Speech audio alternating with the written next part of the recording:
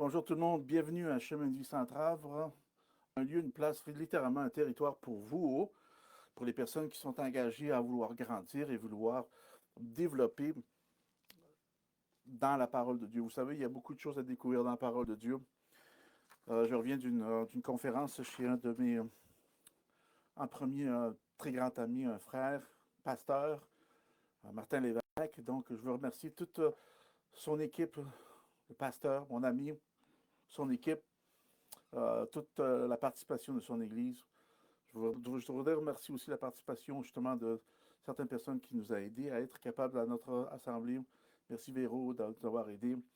Il y avait Caro qui était là qui a fait la louange. Merci pour tout ce service que vous avez amené à Chemin du Centre qui m'a permis d'amener une conférence vraiment une tranche de grâce, mais en deux parties, 2 heures, qui était juste comme vous avez pu constater que c'était juste le bout du iceberg que j'ai pu amener, mais malgré tout ça, il y a eu beaucoup d'informations qui ont été remises.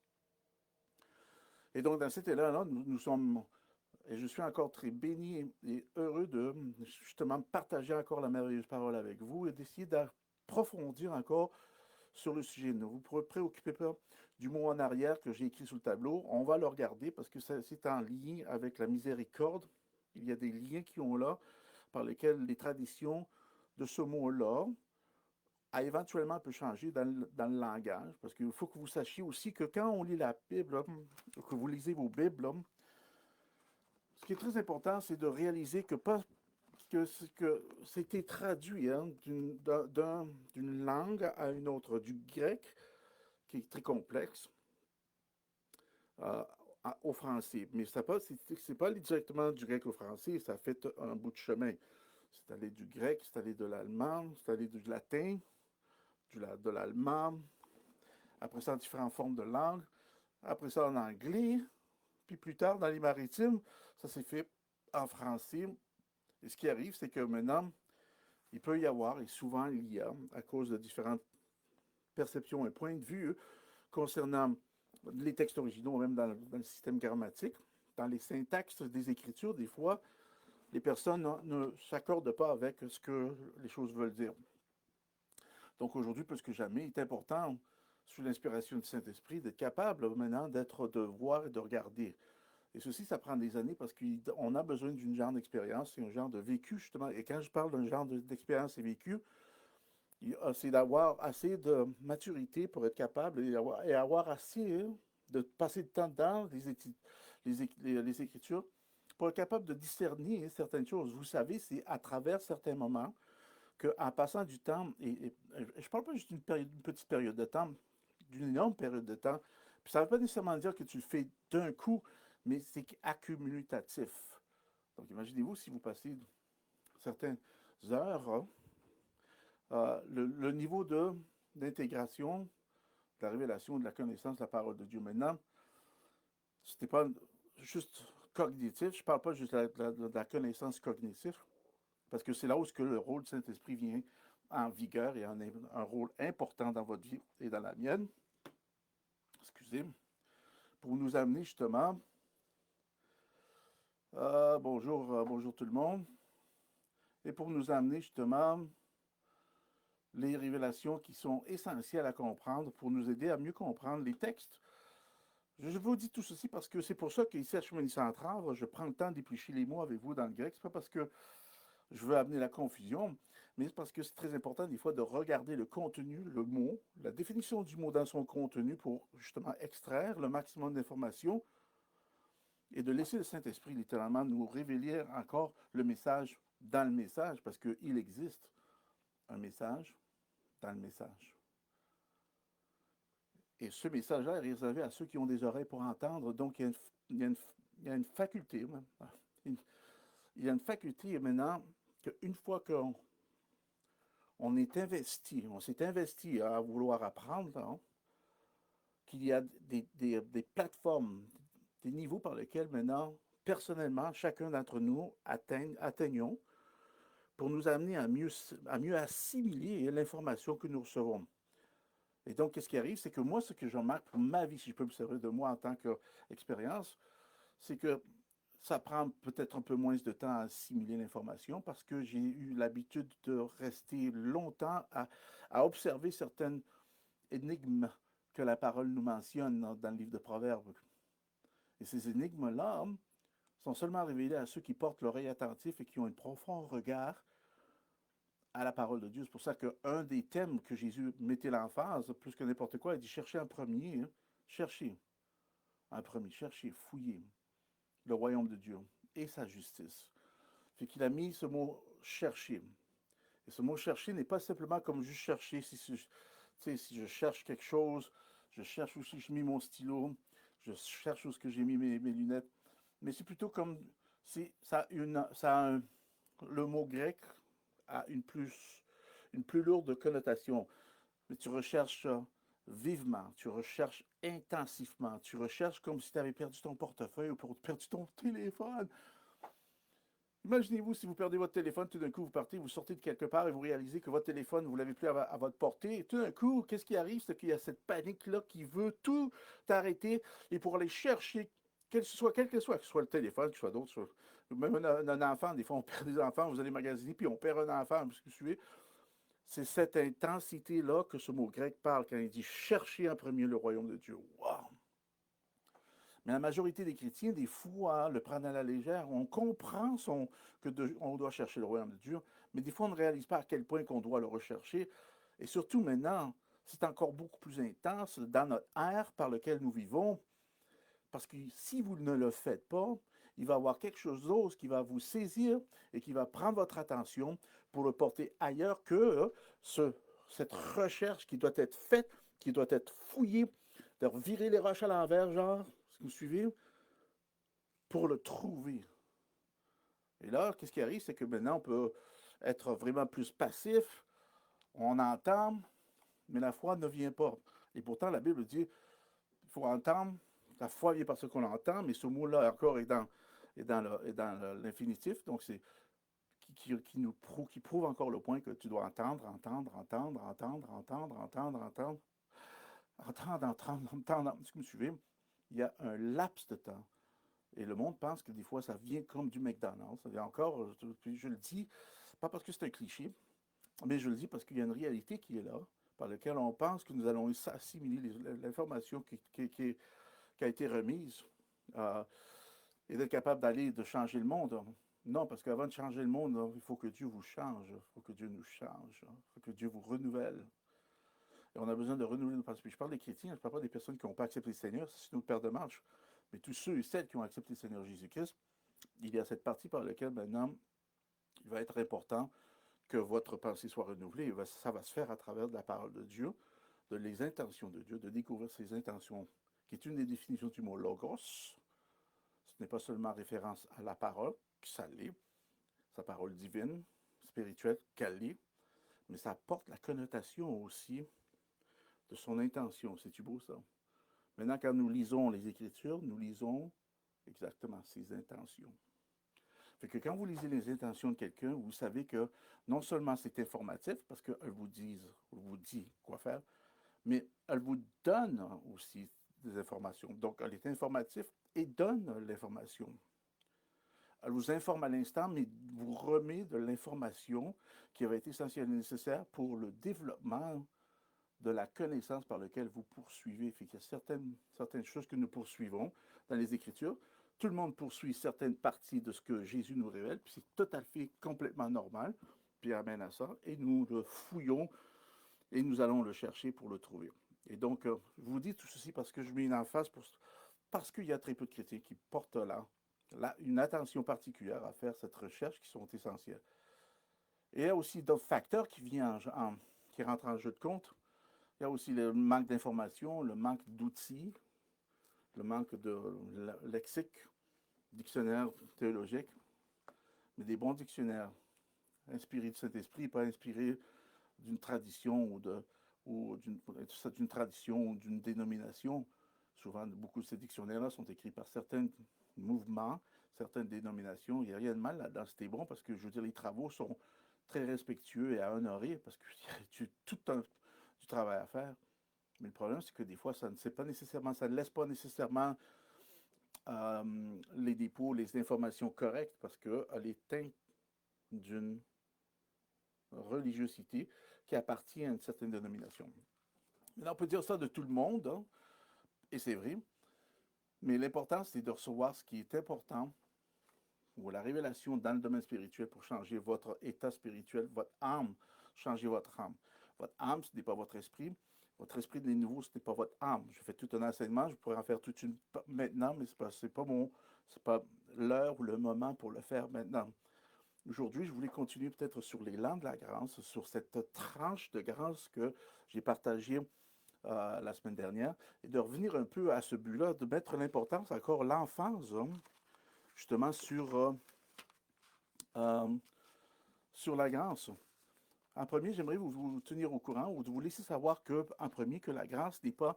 Donc, puisque j'ai donné la définition de la grâce, puis je pense que je l'avais écrit quelque part ici, je l'avais écrit, mais pour ceux qui ont eu, ils ont assisté, justement, je regarde, excusez-moi, je regarde sur mes feuilles ici, assisté sur, justement, la définition de la grâce, on l'a regardé intensivement, puis je vais leur dire encore vite, si vous voulez, vous pouvez juste m'envoyer un courriel ou dire sur ce Facebook-là que vous voulez cette morceau de papier, cette information-là qui est la définition du mot grâce dans son entièreté, ou la partie laquelle qui est la plus définie, la plus détaillée, la plus proche de la réalité de ce qu'on vit aujourd'hui dans le Nouveau Testament, qui n'a aucune goutte d'once. Et quand je dis une goutte d'once, ce n'est pas par manque de respect.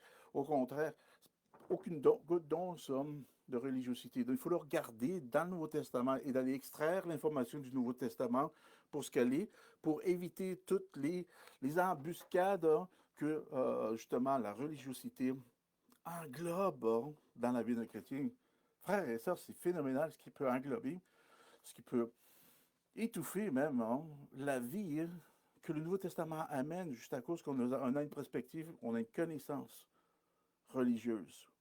Et même dans vos connaissances, comme je dis, il y a deux mots grecs particuliers que, éventuellement, j'ai fait tout un message sur ça, mais il faudrait peut-être revenir sur cette base-là parce qu'il y a beaucoup de choses à regarder. Donc, dans la lexique Thayers,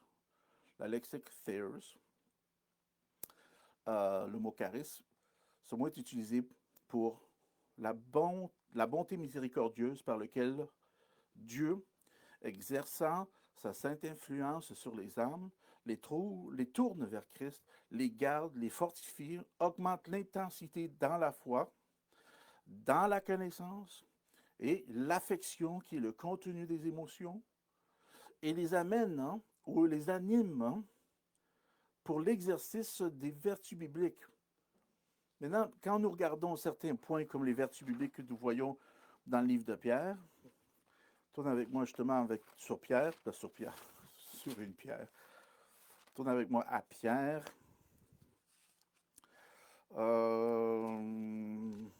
Et regardez Pierre, le deuxième Pierre. Donc c'est 2 Pierre, le premier chapitre.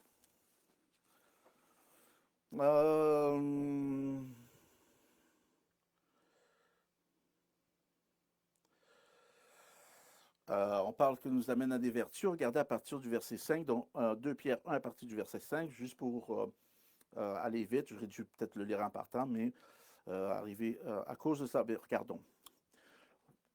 Démarrons à partir du verset 3. 2 Pierre 1, 3. Il dit, comme sa divine puissance nous a donné tout ce qui contribue à la vie et à la piété au moyen de la connaissance de celui qui nous a appelés par sa propre gloire et par sa vertu. Est-ce que vous voyez? C'est regardez ça, par sa propre gloire et par sa vertu. Si je pourrais faire une étude approfondie avec vous, le mot grâce est rattaché à ces deux éléments-là. Un, la gloire vraiment dévoile toute la puissance et l'emplacement de qu'est-ce que la grâce est. Quand vous regardez l'autorité et l'emplacement de qu'est-ce qu'est la grâce, elle se manifeste à une gloire. Elle peut se manifester en tant que gloire. C'est vraiment quelque chose. C'est vraiment quelque chose. Et par sa vertu, les deux éléments proviennent de Dieu. C'est sa gloire, par lequel maintenant on peut clairement voir l'efficacité, la force, la puissance, l'impact de la grâce dans son entièreté. Comme j'ai dit, donc elle éclate sa gloire. Une des belles images que je peux vous donner, c'est la transfiguration de Jésus. Imaginez-vous, sa transfiguration. Il a tellement, il était la grâce, parce que Jean 1, excusez, l'évangile de Jean, le premier chapitre, verset 17, dit que Moïse a amené la loi, mais grâce et vérité sont venues par Jésus-Christ. La grâce et la vérité sont venues par Jésus-Christ. Donc, quand Jésus-Christ a eu cette manifestation-là, a eu littéralement cette transfiguration-là, c'est ça qui est arrivé, c'est que la grâce et la vérité a pris le dessus. Elle est tellement pure et saine, elle provient de Dieu. La vérité qui provient de Dieu, la grâce qui provient de Dieu, a causé un élément explosif et par lequel englobe ou s'est manifesté en tant que gloire dans notre sphère, dans notre dimension, la dimension naturelle, ou ce que par lequel maintenant nous pouvons. Vous savez que, entre une petite parenthèse, que quand on va être dans l'esprit, la gloire va être l'endroit par lequel va être quelque chose de très naturel, dans le sens que nous allons être capables d'explorer, de vivre et d'assimiler et de se nourrir de cette gloire dans le domaine spirituel. Sur l'autre côté, maintenant, dans le domaine naturel, nous la voyons comme éclatante, vibrante, brillante, explosante. Elle contient beaucoup de définitions pour nous définir, pour nous donner au moins l'impact de cette gloire que nous voyons. Quand Jésus-Christ s'est transfiguré, il y a eu cette transfiguration-là. C'est ça qu'on a vécu, c'est ça que l'humain a vécu et il a enregistré ça dans la Bible pour nous permettre de voir l'importance de cette gloire, de cette magnificence que Dieu a en lui-même. C'était Jésus-Christ, la vérité et la grâce. Poum! Tout d'un coup, a transfiguré le corps entier de Jésus-Christ, le corps naturel, pour nous révéler une partie, une parcelle de ce qu'on peut voir et ce qu'on va assister dans le domaine spirituel, frères et sœurs. Wow! Et ceci est parcelle de notre niveau parce qu'on doit l'apprendre et comprendre pour qu'on puisse obtenir de plus en plus de connaissances, puis pas n'importe quelle connaissance, je parle de cette connaissance que nous trouvons et de compréhension que nous retrouvons dans les Écritures, épignosis et épiginoskos. Ces deux mots-là que j'ai fait toute une étude à tellement de profondeur en soi que ça prendrait des années à couvrir vraiment ces sujets-là que nous allons faire en passant à l'école biblique une fois que nous allons le démarrer. Nous allons nous régaler dans ces dimensions-là. Parce qu'il est important de reconnaître certains points forts et certains points que les Écritures ou que certains mots nous amènent dans notre vie, quand nous lisons les Écritures pour obtenir justement la propre image de ce qu'on a obtenu, ce si grand salut. Et c'est phénoménal. La religiosité juste salie, souille la visibilité de ce qu'on a, frères et sœurs. Et nous amène à avoir une mentalité mendiante, je dirais, dans le sens que on demande à Dieu tout, puis il n'y a rien de mal à ça, il y a une place pour ça. Mais quand on comprend littéralement qui on est en Christ, qui vous êtes en Christ, et c'est un développement continuel qui s'agrandit, puis qui doit être nourri, quand tu parles de nourrir, qui doit être entretenu. Ça, c'est votre part et ma part. Certaines personnes disent tu dois œuvrer, mais il y a des bonnes œuvres. La Bible parle que c'est des bonnes œuvres. Ces œuvres que nous parlons, c'est justement, c'est l'entretien que vous et moi, nous devons prendre, d'apprendre à cultiver et à accueillir, frères et sœurs, ce que Dieu nous remet en Apocalypse, en révélation, à travers de sa connaissance. Parce qu'une connaissance doit être dévoilée. Parce qu'elle dévoile. Est-ce que vous me suivez? Puis quand j'obtiens une connaissance, elle dévoile et je dois continuer à la développer, à développer ce qui a été dévoilé. Et la grâce nous permet de rentrer dans cette dimension-là, de rentrer dans cette profondeur-là pour le regarder. C'est pour ça que quand nous parlons de la grâce, elle s'identifie entièrement dans le Nouveau Testament. Elle est plus claire. Une des choses que peut-être je vais essayer de vous adresser plus tard, c'est que la grâce c'est rien de nouveau. C'est juste que la grâce, maintenant, elle est venue directement de Dieu par Jésus-Christ, l'intermédiaire de la deuxième personne de la Trinité, Jésus-Christ. Rien ne peut manquer maintenant. Mais la première introduction à la grâce a été remise à Abraham. Abraham a reçu la première dose, je prends ce terme-là, de la grâce qui a vécu 230 ans avant que la loi vienne. Et après que la loi est venue, beaucoup de choses ont changé. La grâce était toujours là, hein, mais maintenant, elle était camouflée à cause que l'emphase était mise, hein, sur les commandements que Dieu a donnés au peuple de faire. De faire. De faire. Donc, le peuple de Dieu s'est mis à faire ce que Dieu a donné à Moïse parce que le peuple demandait les mêmes réglementations, la même attention qu'un roi naturel donne à son peuple. Ce n'était pas le plan de Dieu. Et donc, ça a duré pendant un laps de temps. Et je ne voudrais pas rentrer dans ça parce que j'ai aussi fait tout un enseignement sur ça. Mais ce que je voudrais vous parler, c'est que maintenant, cette grâce que nous parlons, elle est totalement unique, provenant d'Abraham. Et après ça, elle s'est complètement manifestée en Jésus-Christ. Et Paul a saisi ça. Il a compris que c'était vraiment sa part d'Abraham, la promesse, la postérité de cette promesse-là démarre d'Abraham. Et quand vous lisez le livre de Galates, c'est clair et net que Paul se penche sur ce côté-là. Pourquoi? Parce qu'il y a une dimension spirituelle qui a été révélée à Abraham, qui n'était pas comprise durant tout le long, toute la progression de l'existence du peuple d'Israël, à cause de X, Y facteurs. Puis ils sont rentrés dans plein de chemins qui n'étaient pas la bonne voie, qui même les éloignaient de Dieu de plus en plus. Et donc, Jésus-Christ a fallu qu'il mette terme à ça et qu'il vienne dire, bon, moi, je vais l'implémenter, je vais l'implanter moi-même. Je vais implanter cette révélation-là dans le cœur de l'homme.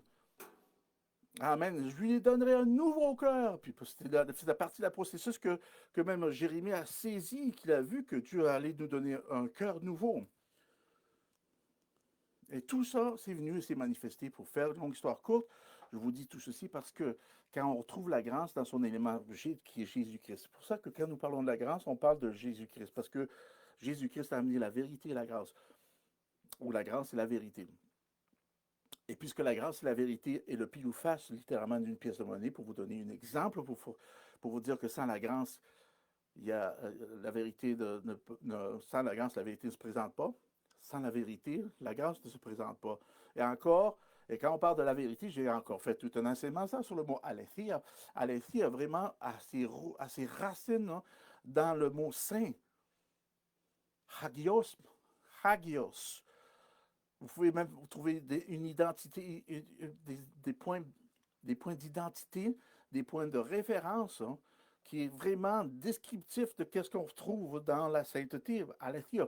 Fait qu'on parle de cette vérité-là qui ne se propage pas dans notre système moderne, qui ne provient pas d'un système séculier comme nous le connaissons et comme nous l'avons appris. Ça ne vient pas de cette même dimension-là, malgré que c'est la seule chose qu'on a entendue. Donc pour nous, c'est dur de faire la distinction parce que c'est la seule chose qu'on a entendue. Mais c'est pour ça que vos yeux ont besoin d'être ouverts, comme Paul le mentionne dans le livre Éphésiens, pour qu'on puisse comprendre la vérité de sa gloire. Parce que c'est ça que ça prend pour la comprendre, pour comprendre cette vérité-là. Il faut que nos yeux, et pas les quenouilles, là, pas vos yeux, pas les yeux de vos yeux par lesquels vous voyez, l'œil de votre cœur par lequel maintenant nous pouvons voir à l'intérieur de soi, parce que c'est à l'intérieur de vous-même, c'est à l'intérieur de soi qu'on est capable de distinguer si vous êtes dans l'erreur ou non. Ça veut dire peut-être de vous déclarer que vous êtes dans le tort ou non, à cause de l'orgueil, à cause d'être prétentieux, parce que vous n'êtes pas dans... Vous me suivez? Mais votre cœur va vous amener cette conviction-là par laquelle vous savez, ça va vous pincer, vous dire, tu sais quoi, tu es dans le champ pas mal, tu le sais, hein? Et de l'admettre à vous-même, dire, ouais. Et ceci va ouvrir une porte maintenant pour que vos yeux s'ouvrent spirituels. Fait que c'est l'accès au domaine spirituel, maintenant par lequel, dans ce domaine-là, dans le domaine spirituel en Christ, je peux voir clairement ma relation claire et directe avec Dieu. C'est dans l'esprit que je peux la voir claire et directe. Et là, je peux comprendre sa justice parce que je la comprends dans le domaine spirituel, parce que je peux voir. La Bible dit que nous ne voyons pas les choses qui sont temporaires, mais les choses qui sont éternelles. Il y a cette partie par laquelle, dans votre vie, dans la mienne, on ne peut pas se fier entièrement sur ce qu'on voit dans le domaine naturel. Maintenant, je ne dis pas de fermer vos yeux à tout. C'est pas ça que je dis. Mais je parle pour les choses qui ont de valeur et des vertus comme on est en train de parler ici. Ça va prendre que vos yeux s'ouvrent pour comprendre ces vertus maintenant qui parlent, parce que sinon vous allez le regarder dans le domaine naturel, vous allez dire, oh, ces choses-là, je suis imparfait, puis je ne serai jamais capable d'arriver. Mais regardez bien ce que les Écritures nous mentionnent ici.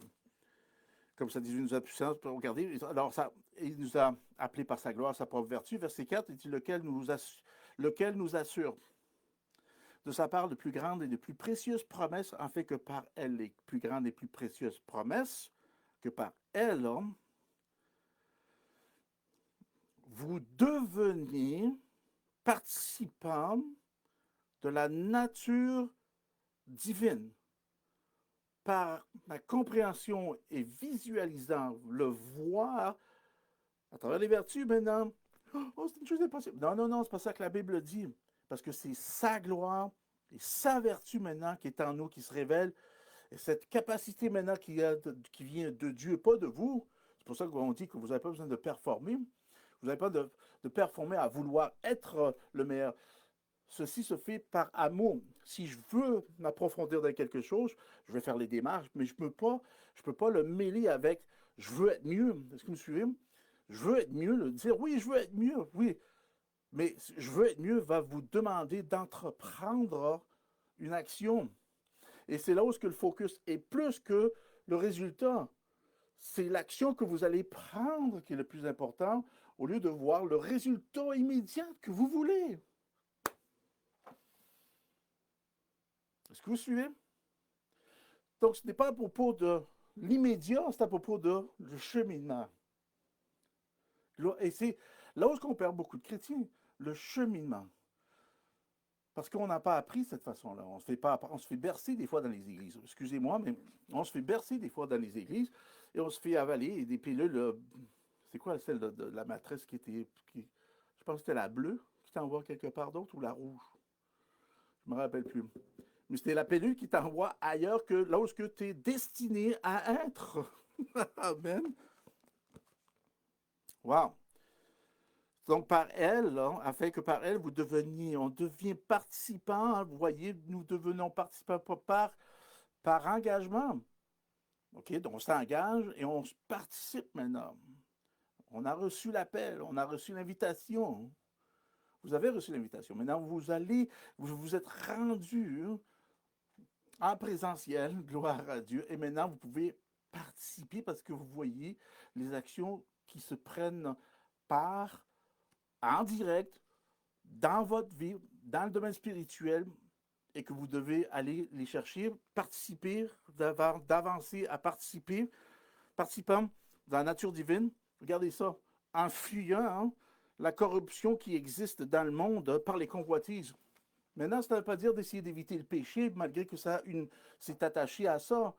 Ici, quand il mentionne ici, en fuyant la corruption qui existe dans le monde par les convoitises, c'est ce que le système peut maintenant vous amener d'une façon fausse, en vous disant que ces vertus-là que tu n'as pas besoin parce que comme tu es, tu peux continuer à vivre. Et c'est vrai qu'il y a une réalité qui est là, mais ici, on ne parle pas de ce sujet-là. Ici, Paul ou Pierre, ici, fait ces démarcations-là lui-même en le sachant, parce que lui-même, quand il était au milieu d'un groupe, il a réalisé à quel point c'est vite d'être emballé dans le mouvement, l'élan du narratif et de confesser des choses que tu regrettes plus tard. Et Pierre l'a regretté, qu'est-ce qu'il a confessé? Il a renié le Seigneur. Parce qu'il ne voulait pas s'identifier. Comme aujourd'hui, il y a une pression qui est là par soit la droite, la gauche, qu'un système politique peut vous empêcher d'avancer, de créer des relations, parce que même aujourd'hui, à cause de la division qui est tellement féroce entre la droite et la gauche, que même on perd des amis, les familles perdent des contacts. Puis, je veux dire, c'est vraiment horrifique ce qui est en train de se passer, mais ça fait partie du dégringolement que ce système séculier est assigné. Parce qu'elle prend son propre parcours sans Dieu. Qu'est-ce que vous attendez? Est-ce que vous attendez que ça devienne de gloire en gloire? Non, ce système maintenant est pourri. Et amen, il pique du nez. Et ça va juste plonger à sa destruction, frère et sœurs. Lisez le livre de Proverbes. Que le fou ne voudra pas vouloir apprendre. Parce qu'il est fou, fait qu'il ne voudra pas vouloir apprendre. Et ça va continuer à se dégringoler parce que c'est la destinée de n'importe quel système ou existence sans Dieu. Laisse-moi être plus spécifique, sans Jésus-Christ. Amen. Et donc, on le voit ici.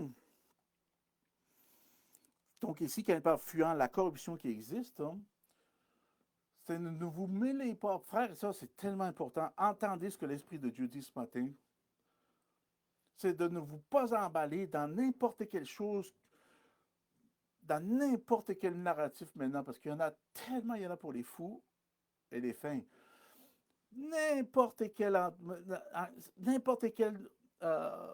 chose qui peut vous peut être un engrenage, frères et sœurs, peut être la fin et peut vous amener vraiment à retarder ce que vous êtes supposé de vivre, parce que votre agenda, écoutez-moi bien, je le prophétise au nom du Seigneur Jésus-Christ, que votre agenda en tant que chrétien né nouveau n'est pas le même qu'un agenda que celui qui n'a pas d'alliance avec Dieu. Vous êtes destiné à vivre dans le royaume de Dieu, qui est dans un système complètement différent. C'est le royaume de Dieu. Donc, c'est sa culture, c'est la culture du royaume de Dieu. Cherchez encore, amen. Puis il me ramène à ce verset-là en premier.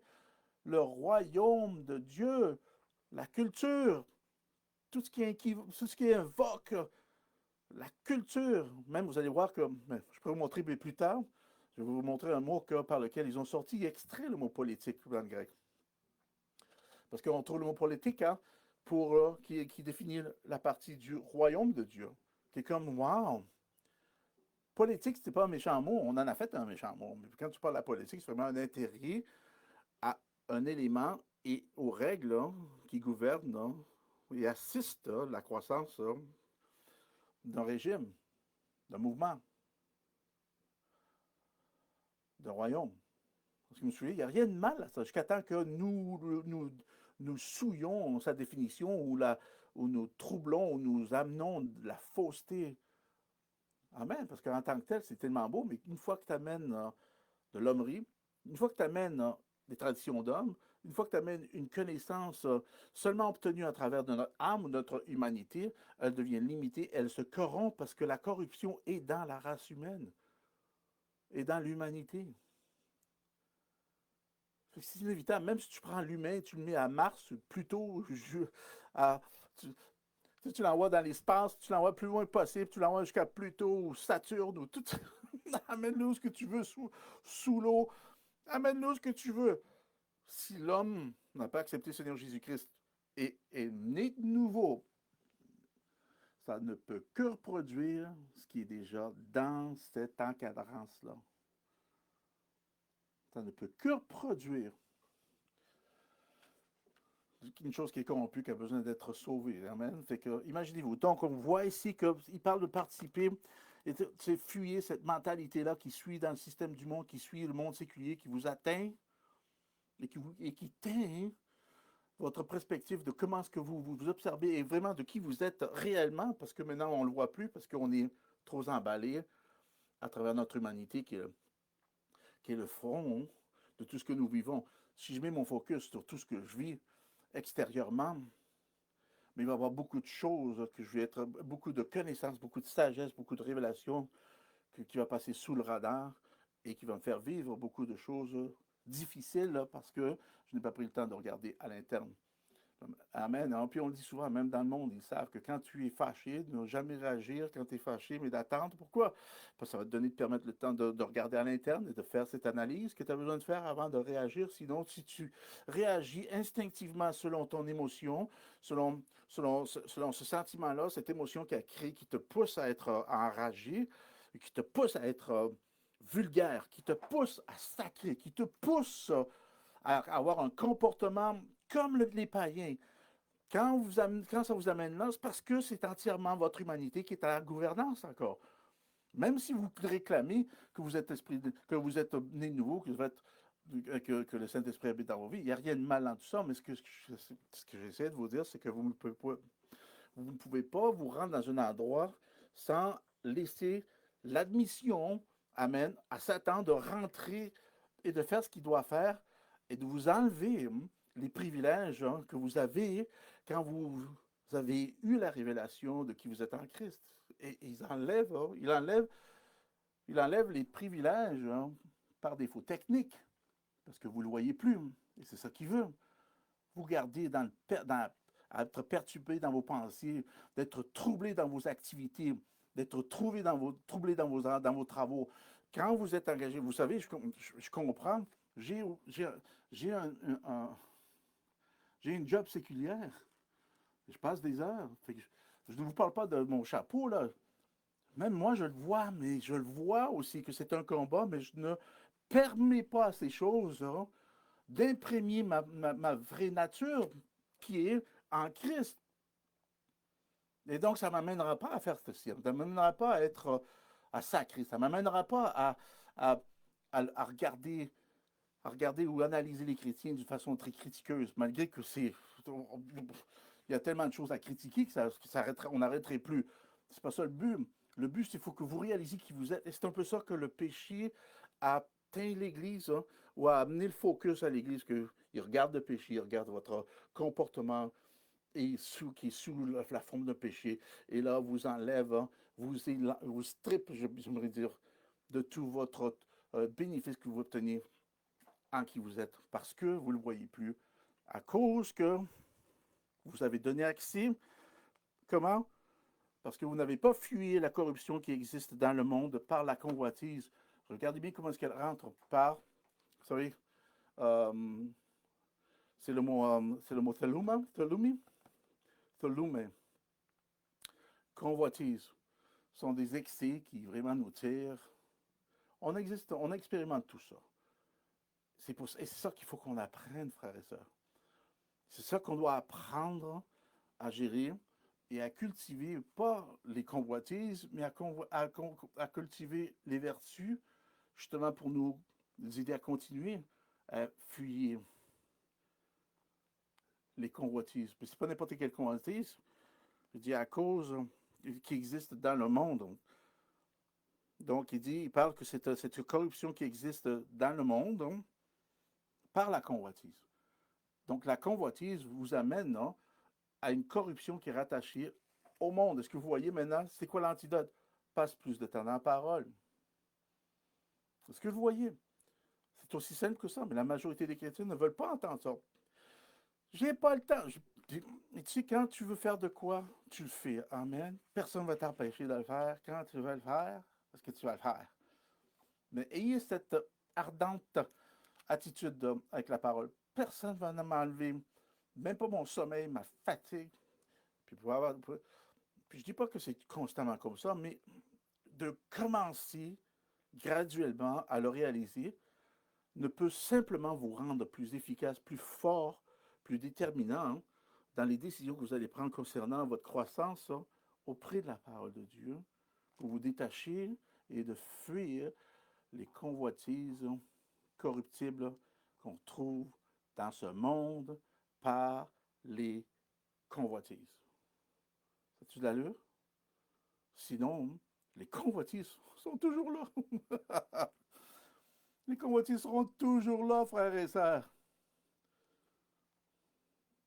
On n'enlèvera pas les convoitises. Il faut que vous enleviez. Remarquez bien que ce n'est pas les convoitises. Dieu n'a pas dit les convoitises vont fuir de vous. Non. La Bible ici mentionne que vous fuyez. C'est à vous à fuir les convoitises. Parce que trop souvent, des fois, on est attiré à certaines convoitises. Et si on l'admet, on a tous été soumis à aimer certaines convoitises. Certaines sont dures à se débarrasser. Puis je comprends ça. Mais il faut que vous sachiez que quand vous gardez votre conversation et votre relation claire avec le Seigneur, comme qu'elle est dans l'esprit, c'est pas grave comment est-ce que vous avez comporté ou comment est-ce que vous allez vous comporter, ou si vous avez commis certains actes, parce que dans l'esprit, votre relation est pure, elle est intacte. Dieu ne s'éloigne pas de votre vie parce que vous avez commis des péchés. Hein? On dit toujours que Dieu est 3 fois saint, donc il ne peut pas exister. S'il est 3 fois saint, amen. Est-ce que vous savez que quelqu'un qui est 3 fois saint n'est jamais atteint de quelque chose que peut-être moi je peux être atteint? Parce que si tu es Amen. Puis on peut le voir, que si toi, tu te tiens dans un endroit par lequel tu sais que ton frère a commis un adultère ou une sœur a commis un adultère, ça ne va pas nécessairement dire que maintenant que toi, tu vas commettre un adultère. Amen. Est-ce que vous me suivez? Donc, si Dieu est trois fois saint, à plus forte raison par laquelle maintenant il demeure avec vous dans votre vie. Est-ce pas ça que la parole de Dieu nous a dit? Il nous abandonnera jamais dans le livre de Hébreux? Jamais? Ah, mais est-ce que vous suivez? C'est pour ça, des fois, nous avons une pensée religieuse hein, qui nous dérobe hein, et qui nous enlève les bénéfices que nous avons. Et nous ne le remarquons pas parce qu'on est trop emballé religieusement ou mal informé parce qu'il y a aussi il y a l'incrédulité. Fait qu'on a trois surmontées, trois choses. Des fois, sont toutes les trois en même temps, des fois, c'est une à la fois. Mais on a trois éléments surmontés. Mais ça prend un mot, une parole de Dieu pour clairer tout ça, d'une shot, pédale. Fait qu'on peut le voir monumentalement, on dit, oh, trois, on a trois, qu'est-ce qu'on va faire? Ah, vous avez juste besoin d'une parole. Mais il faut la recevoir, cette parole. Il faut être en mesure de la recevoir. Il faut que votre cœur soit disposé à la recevoir. Et après ça, d'aller vous-même hein, la guetter, la garder, la protéger, la garder et après ça, de la cultiver. Donc, cet élan-là, cette activité-là de votre part d'aller cultiver ce qui a été remis, c'est votre et ma responsabilité de le faire, pas celle de Dieu. Je prie que vous entendez ce que l'Esprit dit dans votre cœur. Donc, il dit finalement, il dit à cause de cela même, verset 5, il dit, faites tout votre effort. Faites tout votre effort pour joindre à votre foi la vertu et la vertu, la connaissance, pas la science. On se sert plus de ces thèmes-là. Fait qu'arrêtez de lire la science, parce que la science vous amène une mauvaise connotation, va vous amener à une mauvaise route, à un mauvais endroit. C'est plutôt gnoskos, c'est une connaissance. Est-ce que vous voyez maintenant, ça va vous amener une connaissance. Une connaissance maintenant qui s'associe à celle que nous avons obtenue à travers de notre humanité, mais maintenant qui va amener une information. Rappelez-vous de l'information que je vous parlais tantôt, vient informatique, et elle vient informer et donne l'information. Cette information-là, maintenant que vous recevez, maintenant, elle est indispensable parce que maintenant, elle devient la partie principale qui va se dévoiler, connaissance qui se dévoile. Et ce qui va se dévoiler maintenant va devancer ce que vous avez déjà connu. C'est que quand vous obtenez une révélation de la parole de Dieu, elle se dévoile pour vous amener à l'autre étape qui va vous amener à élever cette connaissance hein, qui va aider à régimenter, modifier et même changer s'il faut ce que vous avez déjà connu. Wow! Par l'intermédiaire de cet épignoskos, maintenant que nous allons le retrouver, une s'enclenche à l'autre. Vous avez besoin d'une connaissance, vous avez besoin de... Et ça là aussi, je ne me trompe pas, cette connaissance-là, justement, c'est elle qui se retrouve à être epignosis. Excusez, c'était pour la science. La science, c'est gnosis. C'est le mot gnosis. Celle-ci, c'est une connaissance générale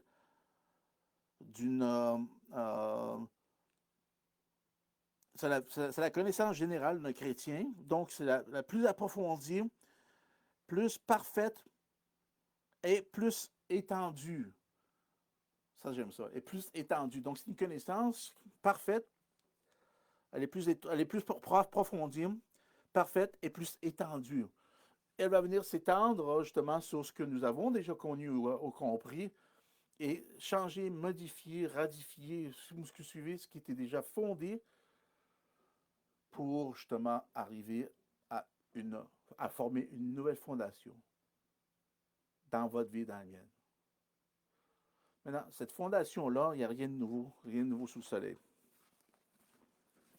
Parce que cette fondation-là nous permet, la grâce va vous permettre de regarder cette fondation-là. Regardez dans Acte 20, regardez ça. Maintenant, nous obtenons cette réalité-là, cette vérité-là, ces vertus-là. Nous le vivons à travers la grâce, qui est cette dimension qui s'ouvre, hein, parce qu'elle est associée avec la vérité. Donc, chaque fois que je mentionne la grâce, la vérité, vous devrez s'associer dans ce que je dis. Et chaque fois que je mentionne la vérité, elle devrait s'associer avec la grâce, parce qu'elles sont inséparables. C'est le pile-ou-face, que vous le voyez ou non. Ces choses-là sont associées, c'est des forces élémentaires principales dans votre vie et qui sont existantes, comme la foi, l'amour, l'espérance. Ces trois choses sont des éléments spirituels.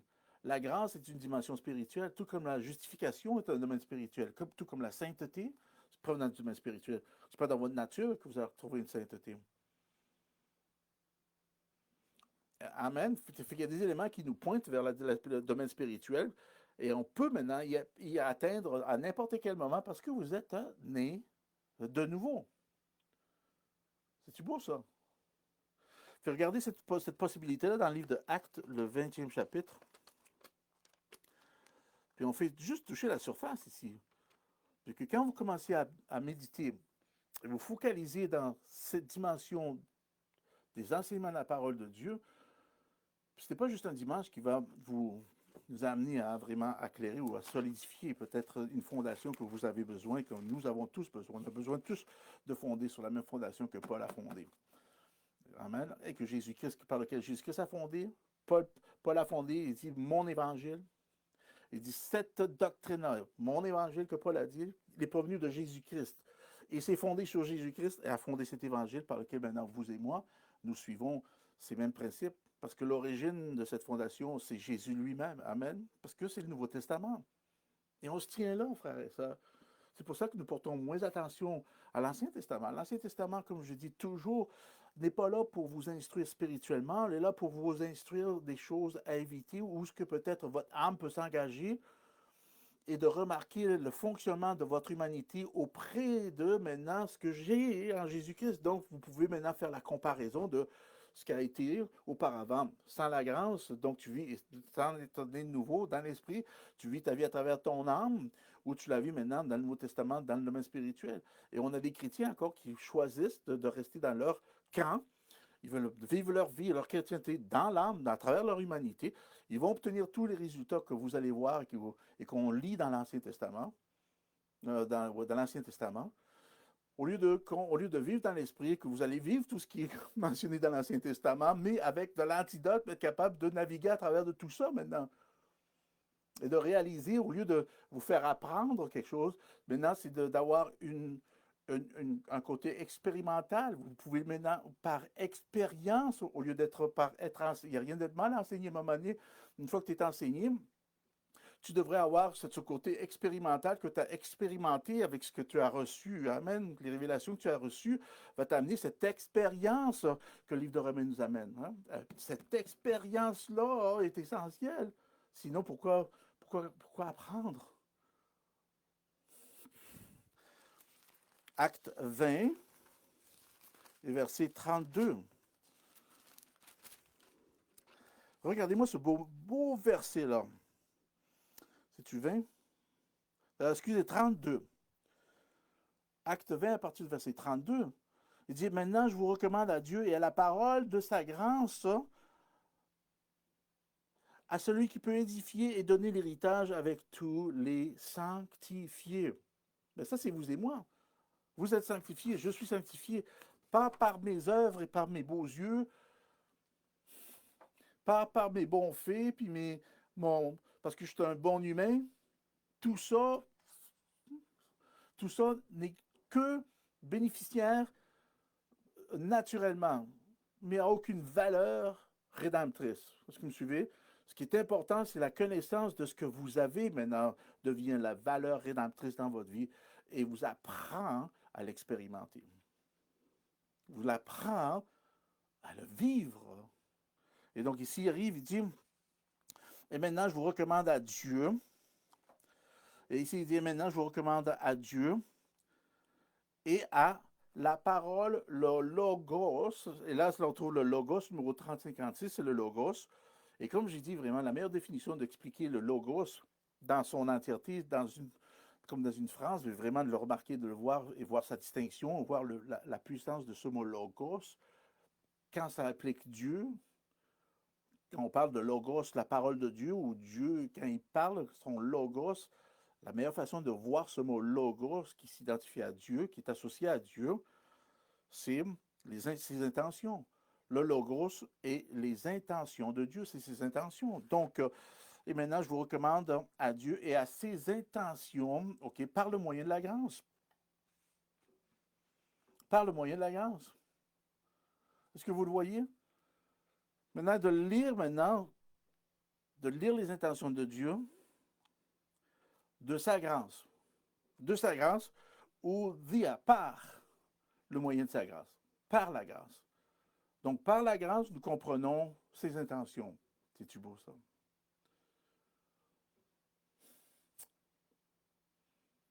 C'est la grâce qui va vraiment mettre l'accent, parce qu'elle, de son côté, comme je vous l'ai expliqué, comme j'ai donné la définition, c'est la sainte influence de Dieu sur nos âmes. Elle va nous tourner à Christ. La grâce, elle nous tourne à Christ. Elle nous tourne à cette partie divine. Christos, sa divinité, nous tourne à lui dans ce domaine spirituel. Nous garde là et nous fortifie là. Puis après ça, il dit augmente l'intensité de la foi ou de ma foi, si je le personnalise. Augmente l'intensité de ma foi. Va augmenter l'intensité de ma foi. Et c'est vraiment important de comprendre de cette façon-là. Et c'est pour ça qu'on ne met pas d'emphase sur que ta foi augmente. C'est pas ça que la Bible parle. Tu ne peux pas augmenter une chose qui t'a été donnée au maximum, mais tu peux l'amplifier, tu peux l'intensifier. L'intensifiant hein, nécessite vraiment juste un engagement plus régulier ou régulièrement régulièrement de se servir de son application et de réaliser réaliser hein, son existence dans votre vie, dans la mienne. Réaliser l'existence que nous avons cette foi, amen, qui va maintenant s'intensifier dans la grâce hein, et me garder là, me fortifier dans ces éléments-là. Et tout ça, hein, surtout, va être sous les intentions de Dieu. Fait que tout ce que je vous partage, c'est les intentions de Dieu. Fait que ça ne sort pas d'un chapeau d'un cowboy, ça ne sort pas de l'Est ou de l'Ouest, ça ne sort pas d'une tradition, d'une dénomination, ça sort directement des Écritures, ça sort de Dieu, et par l'intermédiaire du Saint-Esprit, maintenant que vous entendez, elle va amener cette révélation nécessaire dans votre vie pour ouvrir cette partie, ouvrir la grâce et vous amener cette réalité qu'elle existe, la réalité de son existence déjà dans votre vie, si vous avez accepté le Seigneur Jésus-Christ dans votre vie. C'est-tu beau ça? Quelle glorieuse révélation que nous avons ici dans Acte 20, 32. Par sa grâce, OK, à celui qui peut. Donc Dieu, ses intentions que nous allons trouver dans sa grâce, qui va nous pointer à Christ, qui va nous tourner à lui. Amen. Donc on parle de 180. On parle de faire un changement un paradigme presque. Littéralement, ça va amener des paradigmes dans votre vie, dans la mienne. C'est fabuleux parce que vous voulez vivre des bons paradigmes dans cette dimension-là aussi souvent que possible là, pour vous amener dans un territoire, une plateforme par laquelle maintenant vous allez avoir de plus en plus de facilité à absorber la révélation dans votre esprit, dans votre esprit né nouveau, au lieu de l'obtenir dans vos pensées, et là, de vos pensées, de mijoter pour que ça descende dans vos cœurs, et là, dans vos cœurs, maintenant, faire le tranchement entre ce qui est humain et ce qui est spirituel, et là, essayer d'extraire la partie spirituelle. Est-ce que vous suivez? Il y a beaucoup d'étapes ici. C'est pas... Amen. C'est une bonne partie. Ça, c'est une autre façon d'arriver à une connaissance qui est essentielle. Des fois, c'est plus long et c'est nécessaire des fois qu'une connaissance doit prendre plus de temps parce qu'elle perce, elle pénètre, elle doit déraciner plusieurs choses, elle doit enlever, radifier. Est-ce que vous suivez? Il y a certaines choses dans votre vie, dans la mienne, des fois, qui va prendre plus de temps à enlever ou à traiter juste à cause de l'enseignement ou de l'indoctrination ou de la religiosité qui peut se retrouver dans votre vie, dans la mienne, pour nous libérer, hein, d'être plus absorbant, d'absorber les révélations apocalypse directement dans mon esprit né nouveau. Et cette partie-là, maintenant, il dit que C'est à lui qui peut édifier. Et là, c'est là que je vais vous parler de cette fondation-là. Elle peut édifier. Mais à lui qui peut, on trouve le mot dunamé aussi, parce que à celui qui peut, à celui qui dunamé, on trouve ce mot dunamé 14:10. Et c'est cette capacité, c'est cette habileté ou cette capacité ou d'avoir le pouvoir. N'oublie pas que tout ça, c'est par son habilité et ses moyens et par sa permission, parce que c'est son intention ou ses intentions dans la vie, dans votre vie et dans la mienne. C'est-tu beau? C'est cette puissance, c'est cette autorisation, c'est cette permission, cette capacité, c'est son pouvoir. C'est le pouvoir, c'est ça, c'est d'avoir le pouvoir par son habileté et ses moyens, sa permission. Parce que c'est son logos, c'est ses intentions. Si vous suivez, elle a le pouvoir d'édifier maintenant. Le mot édifier, c'est le mot epoikodomeno. Epoikodomeno. Si je l'écris ici, je vais marquer. C'est oh, ça c'est dur de. Oh, epoi, epoiko, ça. Epoikodo. Ah, c'est dur d'écrire à l'envers. En tout cas, epoikodo, mais epoikodo, mais oh, vous voyez, c'est le numéro 20, 26. Je ne sais pas si vous le voyez, ça tue de l'allure. Mon M n'est pas le meilleur là, mais c'est opoikodomeno. Opoikodomeno. Opoikodomeno. Je crois que je mette. Et ce mot opoikodomeno, pour parler d'édifier, on parle de cette structure. Opoikodomeno parle de bâtir dessus pour fournir la structure, donc la base a déjà été créée. Vous voyez cette base que je parlais? Cette fondation? C'est le logo qui va venir amener. C'est le logo, l'intention. Maintenant, c'est l'intention de la grâce. À plus forte raison que nous portons attention à la grâce, le mot, c'est son logos, va littéralement nous amener à sa grâce, parce que c'est son intention. Puisque Jésus est la grâce et la vérité, nous sommes automatiquement exposés, je peux me servir de ce terme-là, à la grâce et à la vérité. Beaucoup de chrétiens ne le voient pas de cette façon-là. Ils comprennent que la parole, c'est la vérité, mais même le mot aletheia, dans sa définition, cette vérité-là ne s'associe pas avec une vérité qui se promène, qui se propage là, dans un système séculier. Il y a des similarités, mais elle ne s'associe pas littéralement à une vérité qui est, euh, qui est fabriquée, qui est extrait, okay, qui ressort d'un système séculier. Parce que cette vérité-là, tu peux la comme je dis toujours, tu peux la manigancer, tu peux la manipuler et tu peux attacher un narratif et des conditions. Donc oui, c'est une vérité, mais man, il y a beaucoup de choses qui viennent avec. Oui, tu vas travailler, ils vont te donner une paye, ça c'est vrai ça. Mais man, tu vas te faire des... Il va falloir que tu donnes ta vie. Il va falloir que tu donnes ton temps. Et ils vont te donner ce que ton temps, d'après eux, a valeur. Est-ce que vous me suivez? Epoikodomeno. Epoikodomeno. Epoikodomeno, numéro 20-26. Encore, je vais le dire. Ça parle de bâtir dessus pour fournir pour finir la structure. Donc, la base a déjà été créée.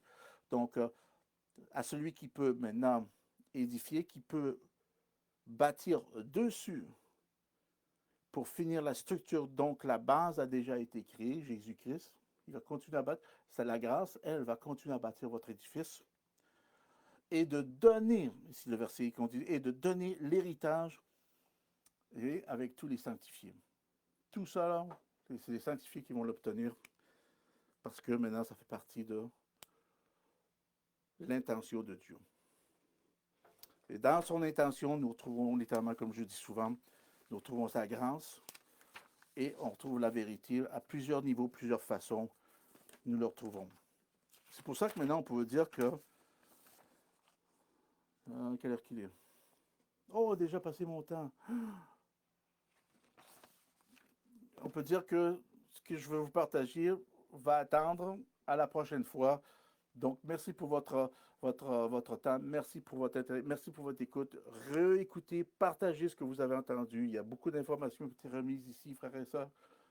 J'espère que vous le recevez et que vous entendez ce que l'Esprit dit parce qu'il y a beaucoup de choses qui ont été partagées.